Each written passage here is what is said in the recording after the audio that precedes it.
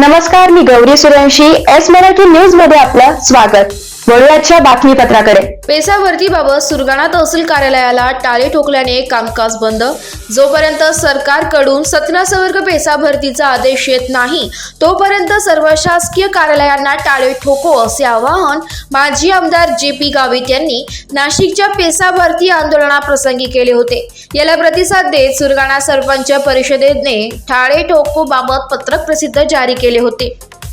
यात सर्व ग्रामपंचायत कार्यक्षेत्रातील अत्यावश्यक आरोग्य सेवा वगळता सर्व सरकारी कार्यालय, तहसील कार्यालय, पंचायत समिती, महाविद्यालय, तलाठी व शाळा बंद ठेवण्याचे आवाहन करण्यात आले होते.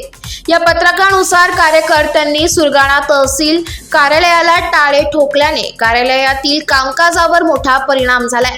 तालुक्यातील सर्व ग्रामपंचायती 100% पेसा क्षेत्रात येत असल्याने आंदोलनादरम्यान काही अनुचित प्रकार घडल्यास त्याची सर्व जबाबदारी शासनाची असेल असेही पत्रकात नमूद केले आहे. निवेदनाच्या प्रती जिल्हाधिकारी, आदिवासी आयुक्त, जिल्हा परिषदेच्या मुख्य कार्यकारी अधिकारी, पोलीस अधीक्षक, सुरगाणा तहसीलदार, सुरगाणा व बाहरे पोलीस निरीक्षकांना देण्यात आल्या. निवेदनावर सरपंच परिषदेचे अध्यक्ष हिरामण गावित, उपाध्यक्ष रोहिणी वाघेरे, संघटक सदुभाऊ बागुल यांच्या स्वाक्षर आहे. यात काही जिल्हा परिषद शाळा, तलाठी कार्यालय, पंचायत समिती कार्यालय, तहसीलदार कार्यालयाला टाळे ठोकून बंद करण्यात आले. त्यामुळे पंचायत समिती व तहसील कार्यालयाचे काम ठप्प झाले होते. सुरगाणा तालुक्यातील किती शाळांना टाळे ठोकले याबाबत निश्चित संख्या समजू शकली नाहीये. गट शिक्षणाधिकाऱ्यांशी संपर्क केला असता त्यांच्याशी संपर्क होऊ शकला नाहीये.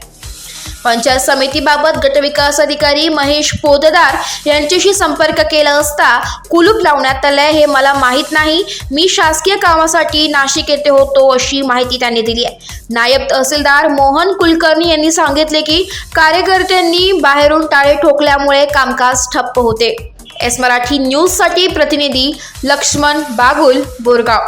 अशाच ताज्या घडामोडी जाणून घेण्यासाठी आमच्या एस मराठी न्यूजला लाईक करा, शेअर करा, सबस्क्राईब करा आणि पाहत रहा एस मराठी न्यूज.